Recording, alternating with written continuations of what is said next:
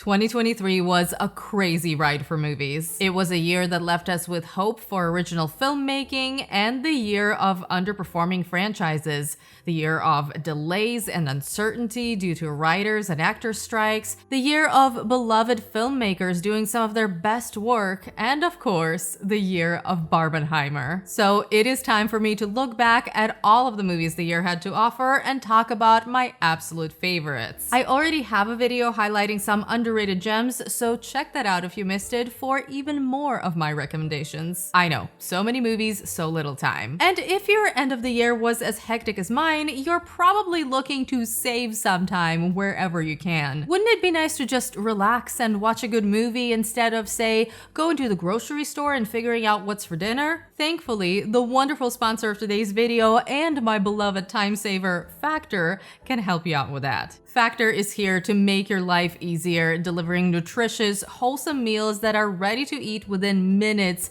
and, most importantly, taste delicious. Their menu is updated weekly, so there's always something new to try that will fit your taste, whether you're in the mood for seafood, meat, or something plant-based, because yes, there are tons of meals to choose from, including keto, calorie smart, vegan, and veggie options. When I know I have a busy week coming up and making dinner choices is just not something I have time for, ordering Factor is just the best decision for me, and I have been recommending it to all of my friends. Factor meals are delivered fresh, never frozen, right to your doorstep on a flexible plan that fits your lifestyle. And with their wide range of add-ons, Factor goes beyond dinner, offering breakfast items, snacks, desserts, juices, shakes, and smoothies, which is something I became a big fan of recently. But don't just take my word for it, try it for yourself with this amazing deal. Head to factor75.com or click the link below and use the code ImpressionBlend50 to get 50% off your first Factor box. Again, that's factor75.com with my code ImpressionBlend50 for 50% off your first box. Spend less time meal prepping and more time with your friends, family, and watching good movies while also trying something new and delicious for dinner. And thank you so much to Factor for sponsoring this video. And now let's get into my top 10 favorite movies of 2023. Opening this list at number 10 is a movie I am so mad at myself for not seeing in theaters. It's a fantasy blockbuster, which is something I've been missing in my life for years because we just don't get a lot of those. I'm talking about Dungeons & Dragons: Honor Among Thieves. A bard and a barbarian gather a team of adventurers and set off on a quest in a magical land. Yes, please, I need more of this in my life. It took me way too long to watch it because I didn't trust this would be good based on the trailers, and I was so wrong. They nailed everything: the casting, the humor, the tone, the action, and visual effects, which, by the way, were very impressive. It's a great blend of practical and CGI with so many beautiful practical designs. It's a movie that knows its target audience and knows how to walk the line between not taking itself too seriously, but still delivering an epic fantasy journey. Dungeons & Dragons has everything it needs to capture every fantasy lover's heart: adventure, friendship, memorable, lovable characters, swords, sorcery, magical creatures, plenty of lore, humor, fighting, betrayal, so much heart, a band of lovable misfits, and very importantly, a charming bard played perfectly by Chris Pine. What more could I even ask for from a fantasy blockbuster? The answer is a sequel. Please make more of these movies because this was so much fun and such a joy to watch. To continue talking about having fun with movies, at number 9, I have an action blockbuster that proves some franchises can just keep going, and in this case, more does actually mean better. There was no way I could make this list without John Wick Chapter 4. You'd think this franchise would get repetitive and lose its appeal by the 4th installment, moment or just get too ridiculous, but somehow Chad Stahelski and Keanu Reeves keep delivering top-tier action you cannot take your eyes off, and in Chapter 4, they really have outdone themselves. John Wick, once again, wants to be left alone and allowed to have some peace and quiet, but the criminal world just won't let him go, and there are so many people standing in his way this time around. The movie is over the top in the best way and is continuously doing things no other franchise would be able to get away with. What it lacks in writing, it makes up for in fight choreography, physical comedy, and some of the prettiest neon lighting I've ever seen. Also, Donnie Yen is a fantastic addition to an already stacked cast and easily one of the best characters in the entire franchise. I would love to see a spin-off about him. John Wick Chapter 4 delivers action that is truly unlike anything you've seen before, and even when the movie goes too far, it does so with a perfectly placed dark sense of humor, and it is one hell of a ride from beginning to end. I have a separate review for this movie, so you can check that out for more details and more gushing. I will have it linked along with any other reviews of movies I mentioned in this video in the info box below. Now, I don't talk about animation all that much on this channel, but Miyazaki is sacred and his films have always meant so much to me. So it's really no surprise that my next favorite is The Boy and the Heron. Miyazaki brought the magic back yet again here because despite my already high expectations, The Boy and the Heron was a real treat. The film is about a teenage boy who is haunted by his mother's tragic death. After the family relocates to a rural home, the boy discovers an abandoned tower nearby that leads to a fantastical world and an encounter with a talking gray heron. Not only is this the kind of fairy tale only Miyazaki can create, it's also an incredibly personal film for him that reveals a lot about him as a person, and that makes it even more special. I don't think I need to tell you how beautiful the animation looks or how powerful the themes of redemption, loss, grief, and growth through acceptance are, but just know that the master has not lost his touch and that this wonderful film has so much more to offer than meets the eye after just one viewing. Also, I have to say, the birds are absolutely terrifying across the board in this movie. I might have a slight phobia now because of it, and I was really not expecting that. But seriously, this film is lovely and my heart just felt full after watching it. It really did make me happy. For number 7, it's time for me to talk about my favorite horror film of the year, which is something I actually ended up swapping around quite a lot. But at the end of the day, no other horror movie has freaked me out as much or stuck with me as much as Talk to Me. Australian teens are up to no good in this one, and if communicating with the dead through an embalmed hand is the latest popular thrill, they're going to do it. Is it going to lead to some terrifying consequences they're not prepared for? Absolutely. This refreshing take on the possession subgenre is incredibly effective and definitely the type of horror film that you will be thinking about long after the movie has ended. For one, Danny and Michael Filippo make sure to keep the camera on the disturbing moments for way too long for comfort, just so that imagery really sticks with you, but also the strong emotional element that largely revolves around friendship and processing grief makes the story so much more impactful. Now, I know people have some dumb teenagers complaints when it comes to this movie, which I completely disagree with. I think the teenagers are very realistic. Most people do some ridiculous stuff at that age, especially when peer pressure is involved. But what's more important is that this young cast is incredibly talented and has great chemistry. The story is great, the makeup and effects are great, the scares work, and to top it all off, Talk to Me delivers a memorable and haunting ending. At number 6, I have a movie that I seem to love a little bit more than other people, which is fine. But even on my second viewing, Maestro was a film I just couldn't help loving from beginning to end. The movie is a cinematic portrait of Leonard Bernstein, devoting time not only to his career as a musician,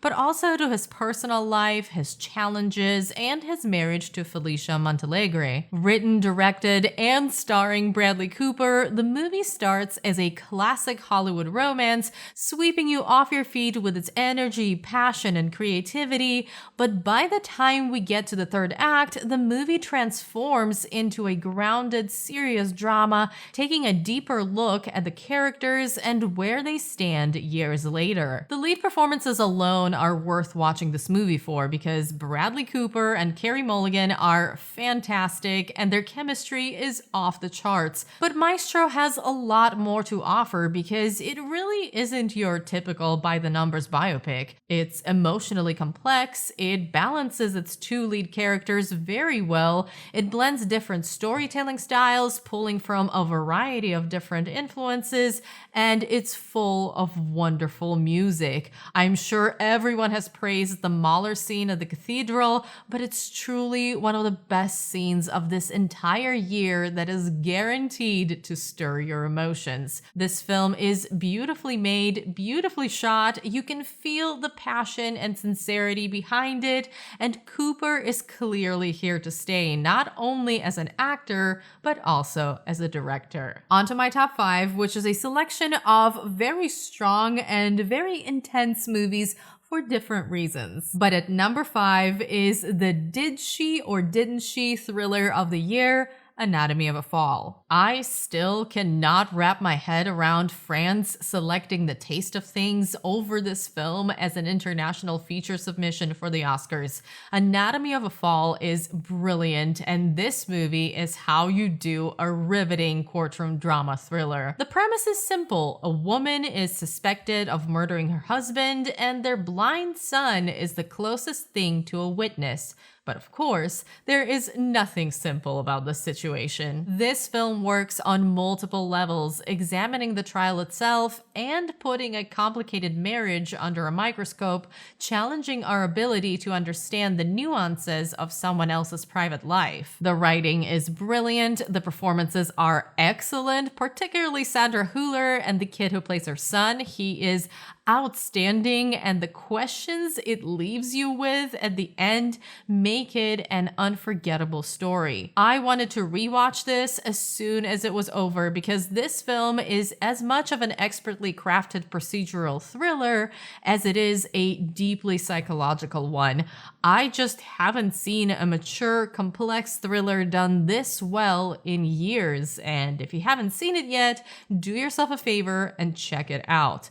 Also, Snoop the dog deserves an honorary Oscar. I have never seen a performance like that from a dog. At number 4, I have a thriller of a very different kind. An epic historical crime thriller that is almost too much to take in because of the cruelty on display and the realization that all of this actually happened. I am, of course, talking about Killers of the Flower Moon. A 3.5-hour Western crime drama from Martin Scorsese is honestly one of my favorite films from what I've seen of his filmography. Killers of the Flower Moon tells the harrowing story of the Osage murders that took place in the 1920s in Oklahoma. It's a story of greed and betrayal, of cold-blooded conspiracy and injustice. In this film, Scorsese offers a refreshing mix of perspectives, balancing between the personal, more human angle and the brutality, violence, and pain. But of course, as with many of his films, a major theme here is the corrupting and all-consuming effect of greed and desire for power. I loved this movie on my first viewing, but watching it a second time and finding it just as engrossing and just as powerful as the first time around really solidified its place in my top 10. It's not an easy film to watch, but it's a very important one, and it's undeniably masterfully crafted. Great performances across the board, with Lily Gladstone as the real standout, great editing and cinematography, a fantastic score, and a never-ending sense of danger. The film is a true Western epic and the story that needed to be told. For number 3, I'm going with the beautifully understated and incredibly emotional romantic drama Past Lives. There just wasn't anything that came even close this year to how powerful and how nuanced this film was. If you've been around my channel for a while, I'm sure you've heard me complain more than once about the lack of subtlety and nuance in movies. Sure, with some stories, it makes sense to spell out a strong point or theme, but it really seems that films like Past Lives just don't come along as often anymore. It's the type of quietly devastating, small-scale story with the power to leave you contemplating your entire life, and in this case, also the lives you could have had. On its surface, Past Lives is a love triangle. Nora and Hae-sung lose touch, Nora gets married, but years later, the two meet again. It's a premise primed for cliches and melodrama, but it's just not that kind of film. It's a beautiful romantic story, but it's not about who Nora will choose in the end. It's about relationships and mutual understanding in the most mature way. It's about happiness and nostalgia. It's about the different people we become depending on the people we're with. This really is a film I could recommend to everyone, regardless of their tastes, because the beauty of Past Lives is that everyone who watches it will relate to it in a different way, whether it's a specific character, a certain situation, or even a certain feeling. Just talking about it makes me want to experience it all over again. The runner-up to my favorite movie of the year is the wildly creative, a little unhinged, maybe not just a little, and weirdly funny Poor Things. What a crazy adventure. A completely unique take on the Frankenstein premise and a coming-of-age story unlike anything you've seen before. A story of rebirth, of discovering the world with eyes wide open, without shame or being held back by societal norms. A career-best, fearless performance from Emma Stone, who goes through many stages of maturity here, effectively embodying a toddler in an adult's body for a while, and the type of story only Yorgos Lanthimos could have put on screen.